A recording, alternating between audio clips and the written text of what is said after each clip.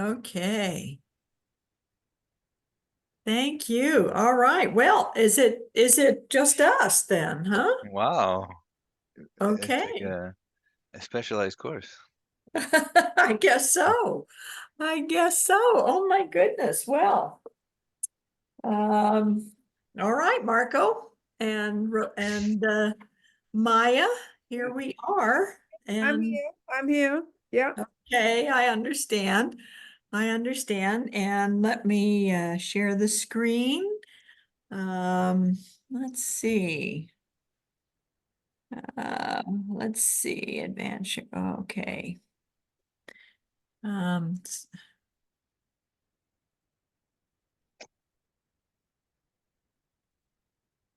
huh. It says, it never said this before. It says starting share screen will stop other participants' computer sound share. That's fine. Okay. Do you want to continue? I wanted it to be a little more interactive, but Oh, okay, we can't talk?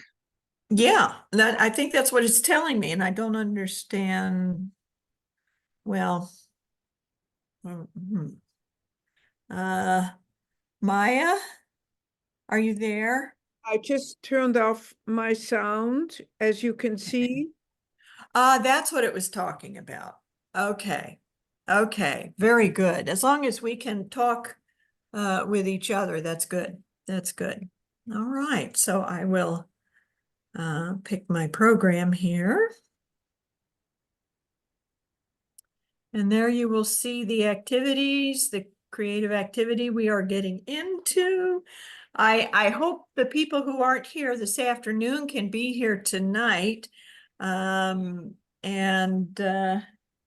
yeah, because this is a fun creative activity that we're doing today. Did you send out what you sent to me? You send it out, right? Yes, I sent it out to everyone. Yes. Yeah, I might send it out again for tonight. Let me do that. Okay, all right. Okay, very good. Very good. All right. And what we are going to do is start our slideshow from the beginning. There we go. All right. And that is the music you heard. This has the music that was on Sunday, but I understand it did not come across very clearly. But the statement is what I'm here for. And that is the tendency of a person's nature to do good is like the tendency of water to flow downward. And so for our opening, and we'll just play just a moment of that music.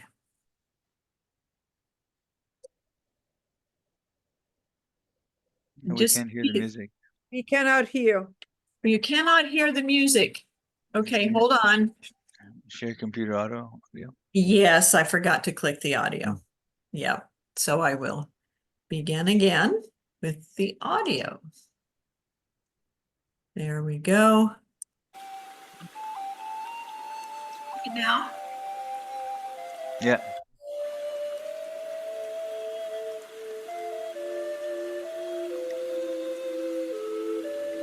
just let that be a quiet beginning to our time together. Close your eyes for a moment. Become present to this moment, this time.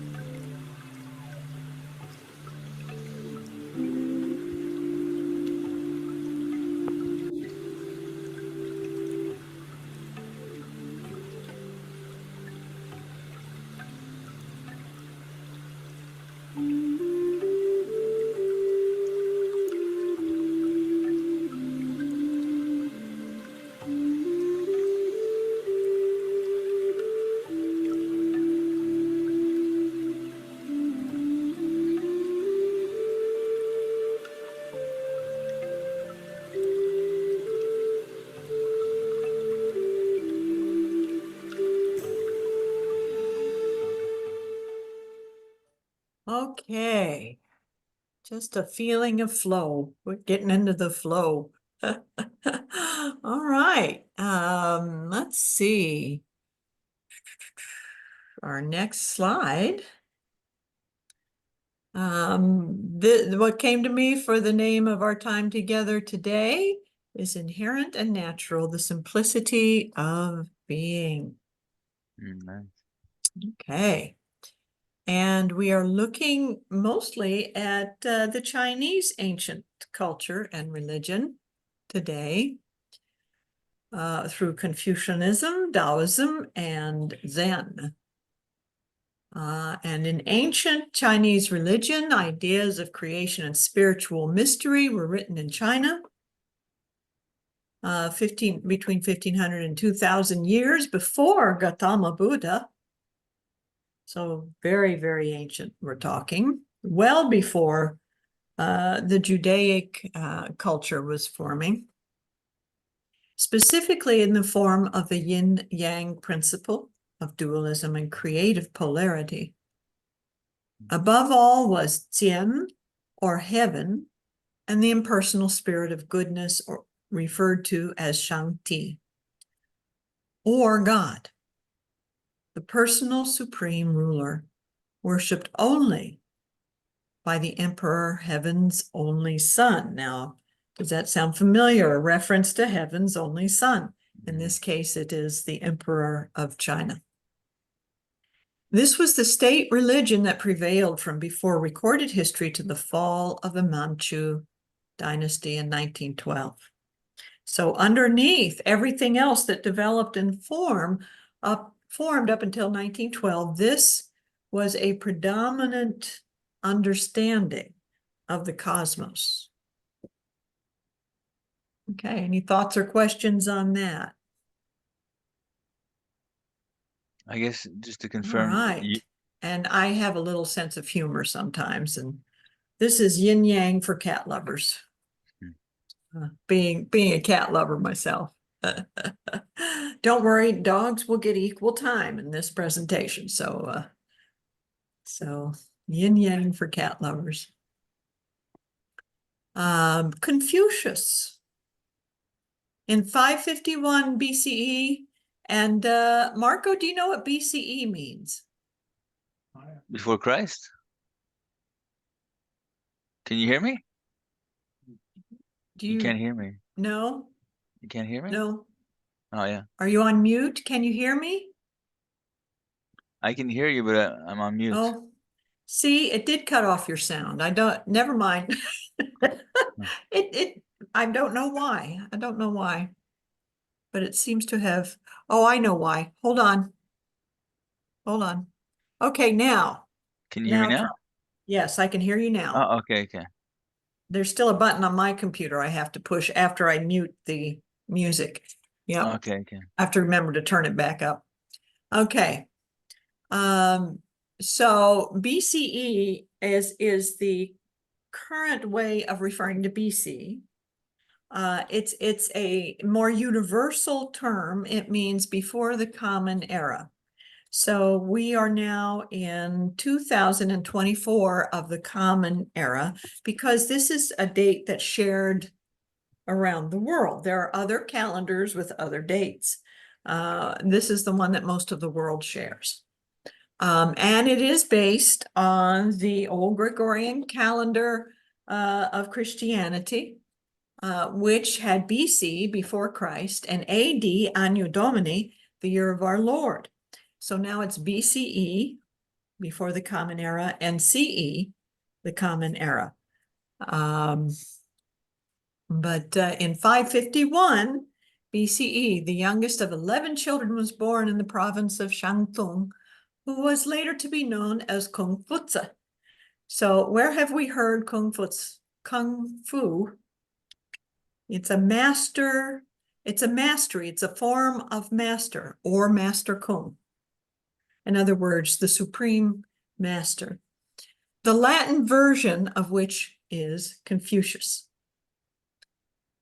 As an adult, he experienced great success as a teacher, magistrate, and chief justice of his state. He taught principles of government, agriculture, propriety, and benevolent public morality. So he was a philosopher, and a large part of his philosophy was based on the spirituality, the spiritual culture of China. Political intrigues brought about his resignation from the government at age 55, as well as the beginning of his most influential period as he wandered from state to state, teaching the principles for which he was famous. And these are the actual scriptures of Confucianism. That's 2 pounds. Hardly any of which, or maybe none of which, were actually written down by Confucius. Just like the scripture of Christianity, the Gospels, was not written by Jesus. Same thing with Confucius. His teachings were written down by his followers. The 6 classics of ancient China were preserved and edited by Confucius. He did do this. He did edit teachings that already existed. And the 4 books about Confucius and his teachings were brought together by his students. The 6 classics are Shu Qing, or Canon of History, Shi Qing, or Canon of Poetry. Here's why I list these books. Here's one that may sound familiar. I Ching, or Canon of Changes, a mystical system of divination. Li Qi, or Book of Rites, Chun Chu, or Spring and Autumn Annals, a local history written by Confucius. Oh, there we go. There's something written by Confucius. And Xiao Qing, or Book of Piety, filial piety, faithful piety, filial piety. Oops. The 4 books are the Analects of Confucius, a collection of information about Confucius brought together by his pupils. The Tatsio, or Great Learning, the Chungyung, or Doctrine of the Steadfast Way, and the Mangzi, or Mencius, which is a record of the teachings of a great disciple of Confucius, born 100 years after his death. Okay. Now, here is his teaching as it was written, or as he edited, or as his pupils wrote about him on God. When you have become one with the great universal, you will have no partiality. And when you are part of the process of transformation, you will have no rigidity. On humanity, a human being is the product of the attributes of heaven and earth. By the interaction of the dual forces of nature, the union of the animal and intelligent souls, and the finest subtle matter of the 5 elements. And what are the 5 elements of China?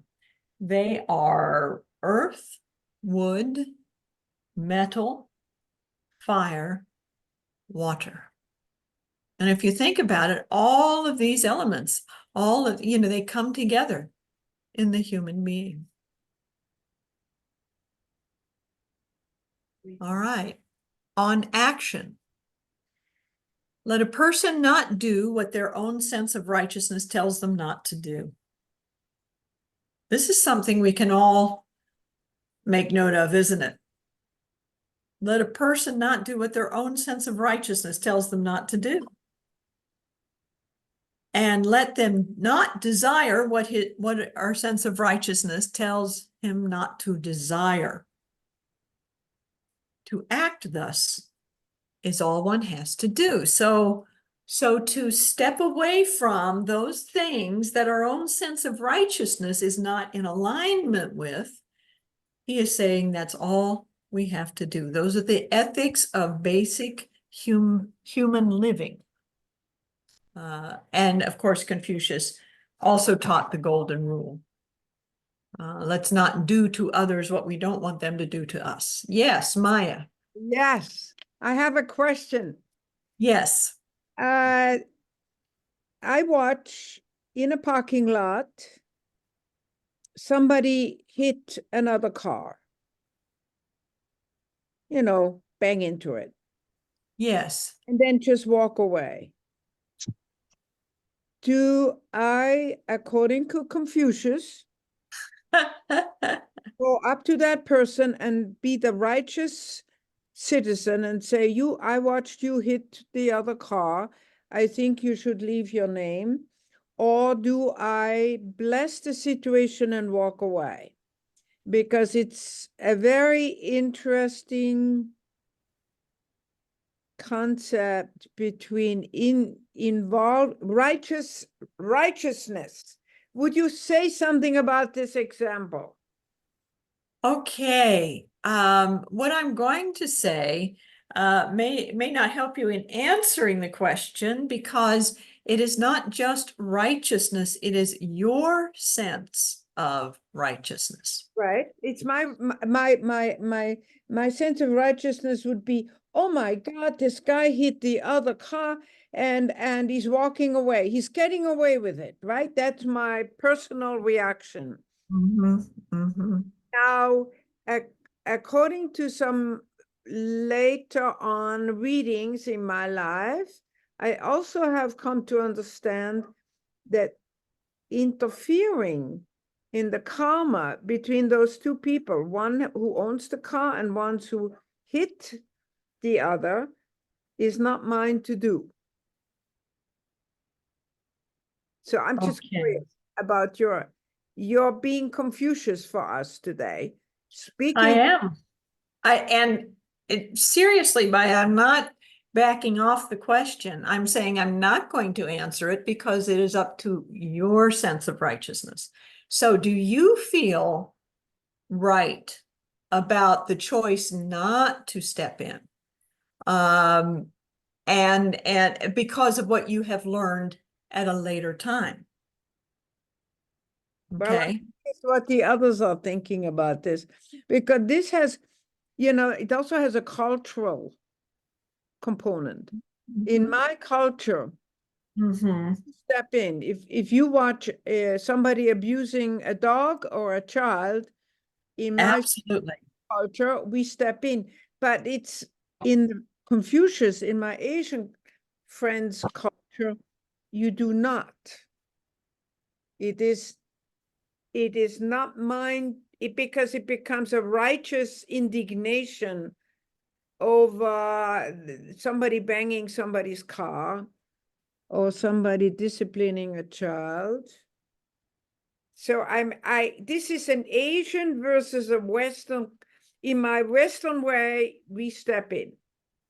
We are righteous in our indignation, and we feel an obligation to stand for correctness, right? In the Asian culture, they don't have that.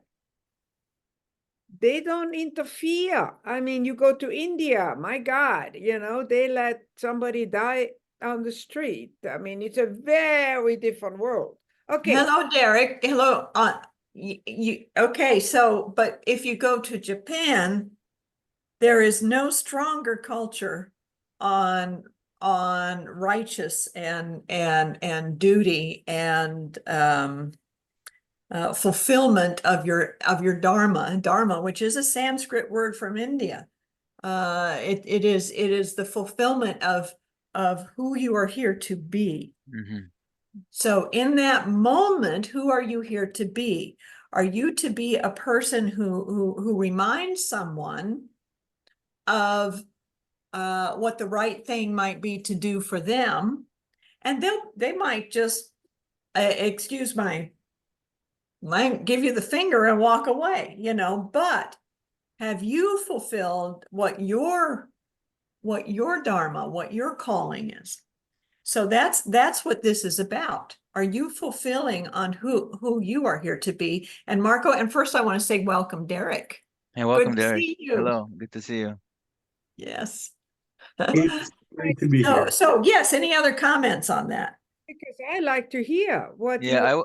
I would say maybe stepping in just to raise their awareness that this happened. Maybe the person is maybe not aware or not righteous in their own state, but maybe just letting them know that you've witnessed it and you saw it without forcing them or being justice to them. They could leave their name or not, but just acknowledging that this happened and they need to be aware that they may have to take action or not, but maybe not being responsible for their ultimate action, just stepping in and letting them know. So that would be Marco, right? You would Yeah. do that in that. Yeah. And any thoughts on that from you, Derek? Well, it depends. As someone who studied Are you, culture, oh, did he freeze? Oh, no, you all are from, there we go again. Okay. I can hear you. Yeah, I know I froze up on you because you all froze on me. I know that's when I freeze up. So, okay. okay, let me go back to it. Okay, so it heavily depends on the culture of the area. So based on what you guys were saying earlier, some places you can intervene with some amount of understanding if you can improve the situation, but it just depends on how you do that intervention. Mhm. Because you have to be aware of where the person is going to function as well. Very good, Derek. Well, Yes. it can also Very, be, very good. in some cultures, it can be dangerous to do that. You have to be Absolutely. aware that you are stepping into somebody else's space. And maybe you guys are less prone to worry about that, but as a female, I might more, but I agree for myself. I always felt it was my duty to just introduce myself and say, I just noticed that this happened. Are you aware of it? But not to threaten or to say I'm a witness to what you did. Right, right. But and then I got to a place in my life where, especially in America, where in Switzerland that works very well. In America, it's dangerous. So Here too. And there you go. There Yeah, you that's a really good point, Derek. That really clarifies things for me also. Yes, yes, thank you, Derek. There you go. You follow your intuition and your instinct in the moment. I think that's what is meant here. This is old language, remember, by your inner sense of righteousness. You follow your intuition and your instinct in the moment.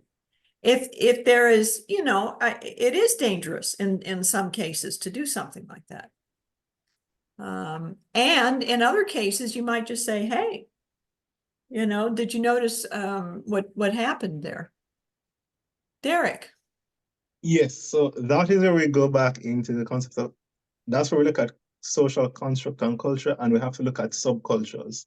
So yes, you have a popular culture, but you also have a subculture. We have to be aware of the fact that it depends on the community, it depends on the education level, it depends on the socio-cultural aspect of those people to see how they will react. So for example, you will have some spaces in the Caribbean that are open to intervention, that are open to persons coming in and assisting. But you have some places where it can be dangerous because you have persons who might be closed off because of previous experiences, or you have just a subculture in that area where persons are, they don't have the best interpersonal skills, they don't have the best communication skills. So it tends to lead, because they can't communicate, they try to express themselves through physical means. And I've realized that that's not only in the Caribbean, that's not only in the United States. I've seen that in other areas as well. So that's where it also comes down to several other sociological factors that can determine how someone actually behaves and how someone takes or accepts or denies intervention in that case. Yes, yes, absolutely. And in some parts of the world, you're really taking a risk doing something like that if you are a woman. I mean, like really, not because of the place of women in that culture. So, yep. So wisdom is what Confucius is referring to. Use your wisdom, use your inner sense of righteousness. We're not talking about the law and what's right and what's wrong. That's why he says what your sense of righteousness, not apply righteousness to this. It's apply your sense of righteousness to this. What are you sensing in the moment? And each of us can only answer that in the moment when it is happening for us. And here's another thing. If it's something we've done before, we need not regret doing or not doing. We just simply can say, you know, it is complete, it is done, it is in the past. And that's also something we can do for ourselves as well. All right. And keep our awareness sharp for the next time. Excuse me, well, never mind. I'm blowing my computer every once in a while. We've got little, very friendly ants, not very many, but just a handful here in the office. Okay, they're more like a form of company than they are doing anything harmful, but they are here. Okay, let's see, Lao Tzu and the Tao Te Ching. Li Ur was born in 604 BCE and later became known as Lao Tzu. And Tzu is a how can I say it, a syllable. You'll see it in several uses. Tzu is a syllable to indicate honored, revered. It might be master. It might refer to someone who is very high in status. Lao Tzu, whose name means wise old man or old master. To be old in China was a revered thing. It means that is a person of great length of life, of wisdom, and understanding. Not much is known of his life except for some accounts of the philosopher serving at the court of the emperor. There is an old legend about Lao Tzu, that he actually was in his mother's belly for 75 years before he was born, and that's why they called him Old Man. But I think that's more legend than fact. In one account, he leaves the corrupted court and writes the Tao Te Ching, or the Way of Virtue, in response to the gate warden's request for him to leave behind his wisdom. Actually, there is no true translation of the name or the scripture, for as it is written in the Tao, what does it say? The Tao which can be expressed is not the eternal Tao. Once you put it into words, it's not the Tao. I said the same thing about truth in a book I wrote. It said, you cannot, let's see, a definition of truth. It may help the mind to focus on truth and become quiet in its focus on that definition and concept. And in that quietness, you find truth. But a definition of truth is not the truth either, any more than a definition of gold is gold. So the Tao that can be spoken is not the eternal Tao, but it points to it. It points to it like a sign. Whereas Confucius emphasized ethical human conduct with our relationship to God and the universe being a natural outcome of that, Lao Tzu emphasized the relationship of Tao to Tao, with righteous conduct being a natural outcome of that. So the difference is Confucius said that ethical conduct establishes our relationship with God. Confucius said we have that relationship, it's innate, and our ethical conduct comes from that realization. Any comments, questions on that? Okay. I love that book. Yeah. Here's for the dog lovers. I had one for the cat lovers before. Here's for the dog lovers. The Shih Tzu. Revered lion, another great being. And if you think about it, unconditional love, wisdom, protection, innate ability to stay in the present moment. Our neighbor had a Shih Tzu, and this was a very alert dog because they are guardians. These small dogs are guardians. They're called lions because they resemble the stone lions that guard the temples in China. Of course, this one's kind of all done up and ready for the dog show. Okay, on God. There is a thing inherent and natural. Would one of you like to read this? I read it on Sunday. Would one of you like to read this? This is from the Tao Te Ching. Sure. I can read it. Go ahead. Okay. No, go ahead, Derek. I want to hear Go your ahead, voice. Derek. Go ahead, All right. Derek. There is a thing inherent and natural, which existed before heaven and earth, motionless and fathomless. It stands alone and never changes. It pervades everywhere and never becomes exhausted. It may be regarded as mother of the universe. I do not know its name. I am forced to give it a name. I call it Tao, and I name it Supreme. Okay. And then we have the yin-yang symbol. And again, the idea of yin-yang, the balanced polarity of light and dark. It's not good and evil. It's a polarity of forces of light, forces of the dark. And just as when a tree grows, it takes both the dark of the earth and the light of the sun to grow. So the yin yang teaches us this balance, this polarity, and it's a very, very ancient symbol predating the Tao, although it has become the symbol of Taoism.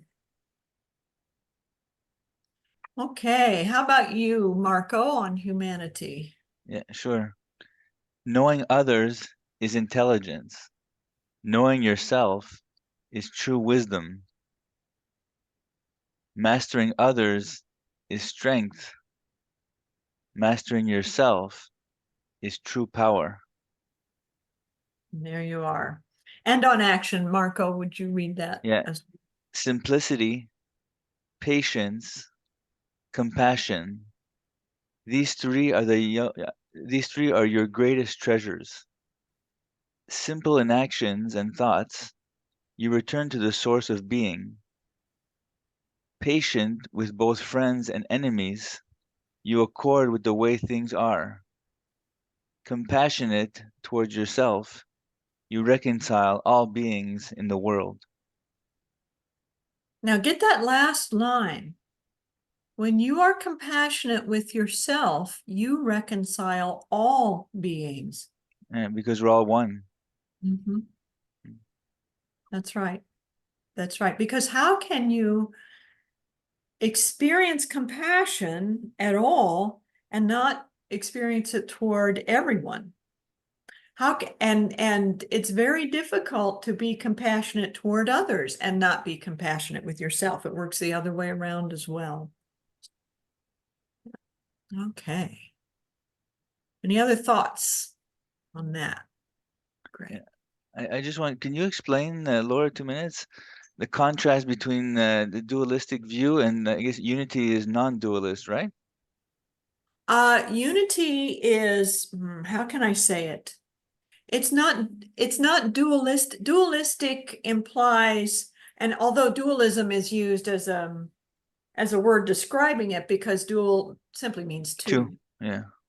But dualistic thinking is a separatist thinking. It's a thinking that places value on this is good, this is bad, this is right, this is wrong. Mm-hmm. It's that way of thinking. Okay. This is not dualism. This is polarity. There is a distinction. The North and the South Pole. We have two poles, but they Like my keep poem. the Earth. They keep the Earth in balance. Mm-hmm. Okay. So it takes all of it. It takes all of it to make the wholeness of who we are.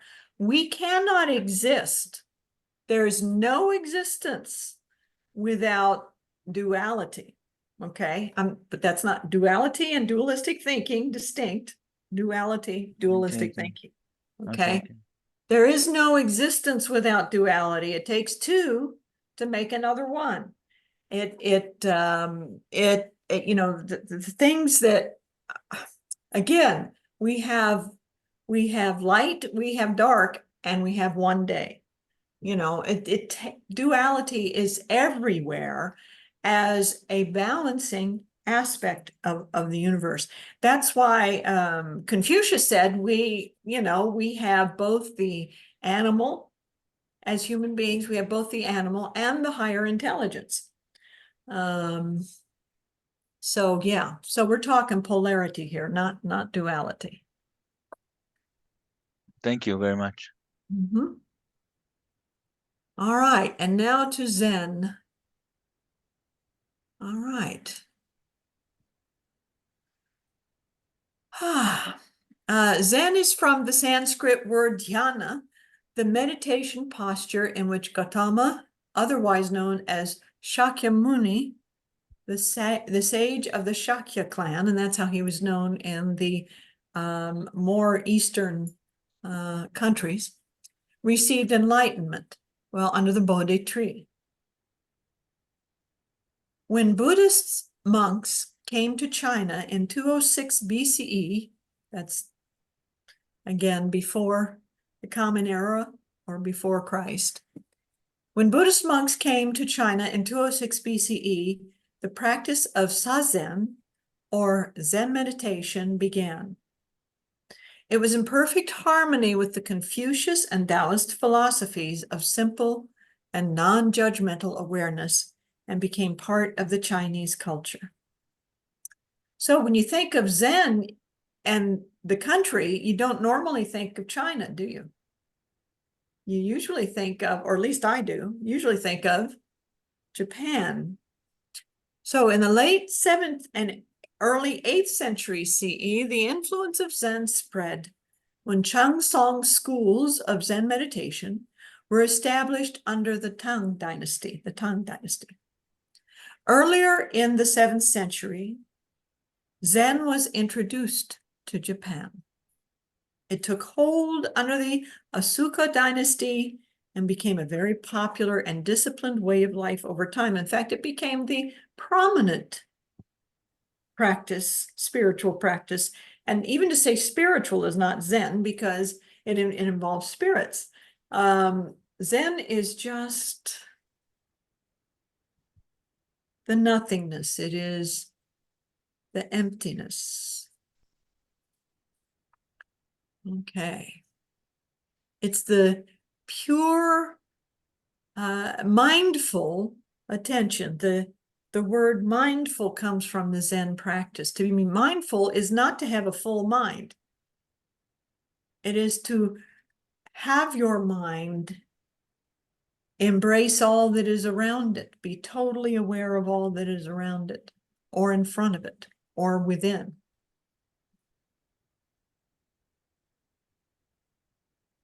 So we are going to do some mindful creative practice. And do you have, even if it's just one pen, you don't have to have three, but even if it's just one pen, do you have a pen or a pencil, or do you want to get one and a blank sheet of paper? Because that's what we need for this practice. Oh, very good. Very good, Marco. Very good. And a blank sheet of paper. Here's my paper. It's on a clipboard here. Okay. So, so to do the Zen practice, the mindful practice, we are going to take a deep breath. And if you need to get a piece of paper or a pen or something, go right ahead and do that. No worries. All right. And you're going to put the paper and pen down for the moment and just take a deep breath.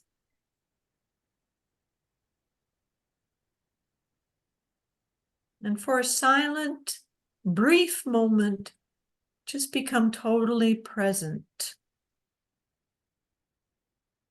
Feeling your body in your seat, noticing your breath going in and out.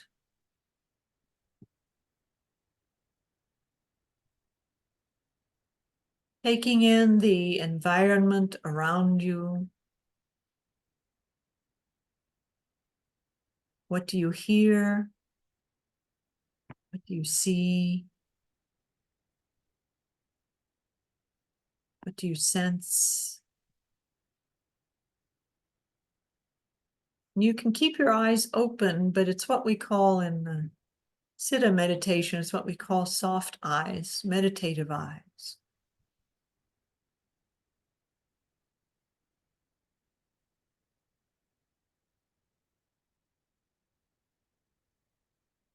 Just be in the present moment.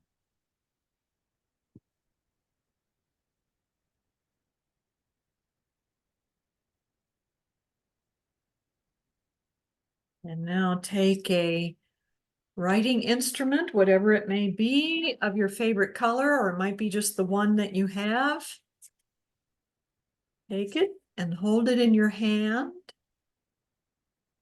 And I want you to spend a moment with this writing instrument. Look at it.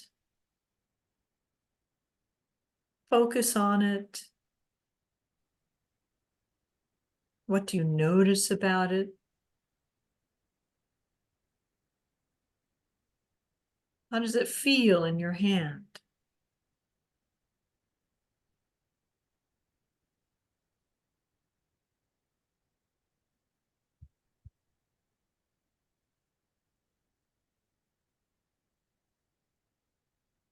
What is this writing instrument for you?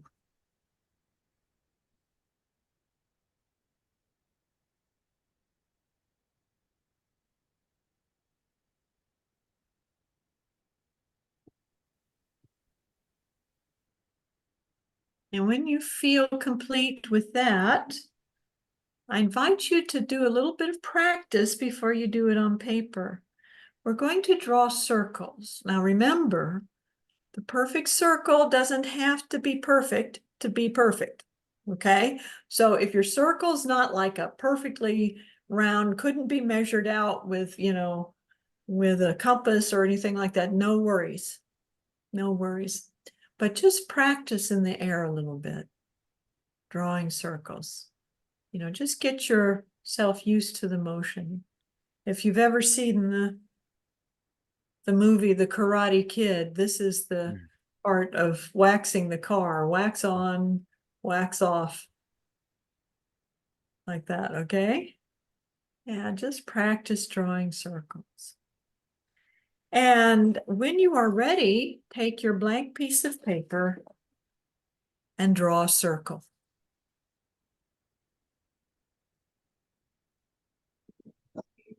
See, there's my circle. Oh, I don't know if you can see it very well. It's in blue ink, but there it is, okay? So it doesn't have to be a perfect circle to be perfect. All right, oops, in fact, the more I try to fix it, the more interesting it becomes. Okay, now if you have other colors, do the same thing. If not, then just do the same thing with your one pen or your one writing instrument, okay? So you know, for example, I'm going to take my red pen now, but you don't, if all you have is one pen, then that's just fine. No worries. Okay, so just practice it until you feel confident enough to put it to paper and draw that circle. All right, that one looks more like an egg. Okay.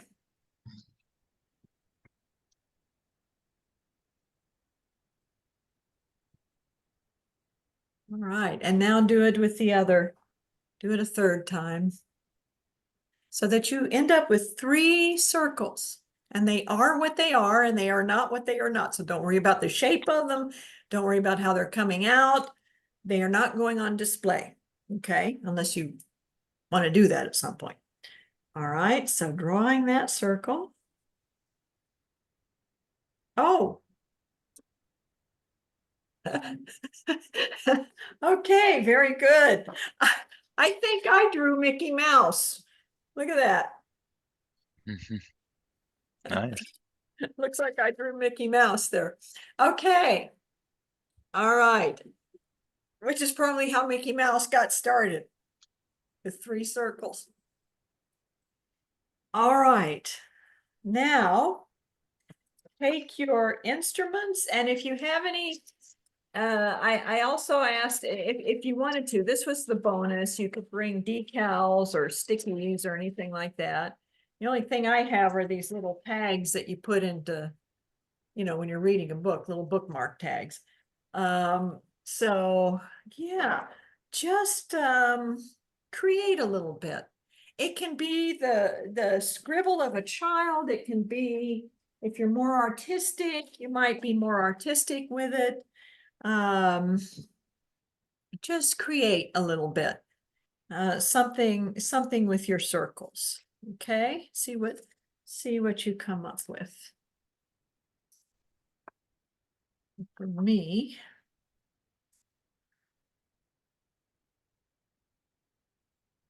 I'm going to do this.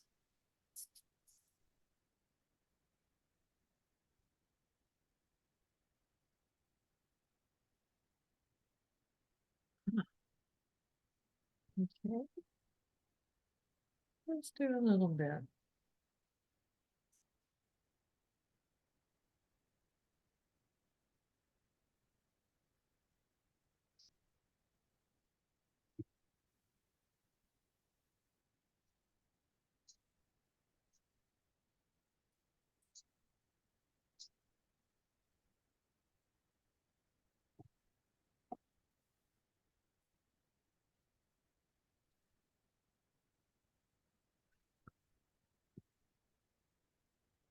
All right, some of you may be artistically talented.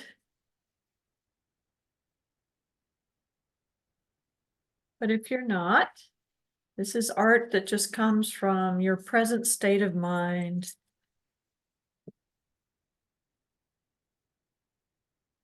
We're just having fun here. Now that when I've done this in person, we've had all kinds of little stickies and decals and markers and all kinds of things that people can have fun with. We're creating our own fun today. All right.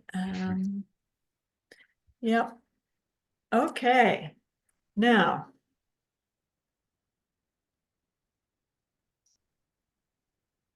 I am inviting you.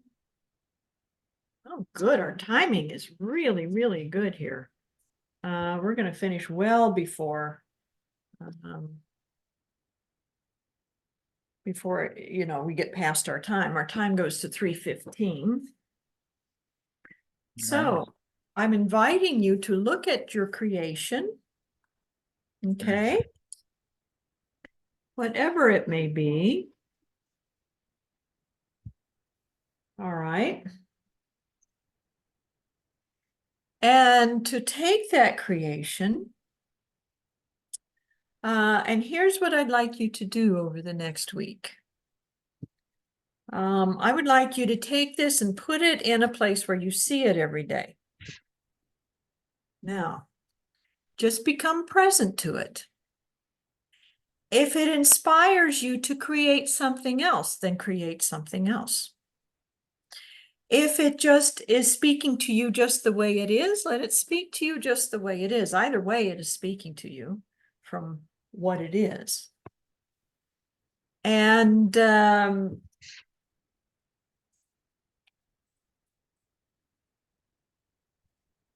next week, we are going to bring our work of art back to the class.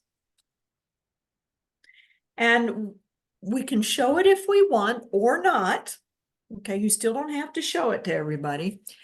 We can show it if we want or not. And we're going to do a special exercise to open our class with it next week. Probably our class is a little more timely today, a little shorter today because we have, you know, the fewer people, but it is good because we looked at 3 major areas in Asian culture today. And then we did our own little creative exercise. And over the week, if you want to add to it, if you want to add colors, if you want to add decals, if you want to redo it, that's fine. Anything you do to mindfully create a piece of art to share from next week. I'm blowing our friends off again. To mindfully share a piece of art for next week. It's beautiful. You don't have to hold it up. We're going to share from it. We're going to write something about it, but I'm saving that for when we gather next week. Okay, so you can spend a week with your art and enhance it, redo it, leave it the way it is, whatever you choose to do. Okay. All right. Any further questions on that? This is just about being present to what comes out of you spontaneously. And that is what I ask. If you do anything with your art, let it be spontaneous and in the moment. Don't think about it. Don't think, well, my circles aren't right, so I'll get out the compass and I'll make better circles. No. Don't think about it. Just look at it. And if you're called to do anything else, just do it spontaneously from your being. That's your assignment this week. See, there is homework. But even if you don't touch it between now and next week, that's okay too. Okay. And here is a little artful touch on the yin yang. And by the way, just so you know, all the images I share on these slides are from free sources. So there's no copyright on, you know, preserving them or paying for them if you use them. So I'm not violating any copyrights here. I look for free sources of images, including this I put in Zen, I put in yin and yang art is what I did. Free yin and yang art is what I put in. And I made sure that on that website that source was free. Okay. All right. Any questions? Any thoughts, comments? The whole thing that Confucius and Lao Tzu and Zen have in common is just the simple state of being. Just being. No judgment. No, I want this or need that. No figuring it out. Just pure awareness. And I invite you to practice that a little bit next week, for next week too, and we'll share that. Next week, we are going to be doing something special for Passover. And we'll do a little bit of indigenous, probably Native American spirituality as well, as in honoring the earth, because next week is Earth Day and Passover. So we have 2 celebrations next week. But we are going to open with our mindful, we're going to do the second part of our mindful exercise. But again, spend a week with your art, see what it tells you, see if you're led to do anything else with it, and bring it with you next week. Okay? Thank you so much, Reverend Laura. It was really nice. Thank you so much, Rev. Thank And it you. was great to see my little brother Derek. I miss Derek, you. it is so good to Miss see you. you.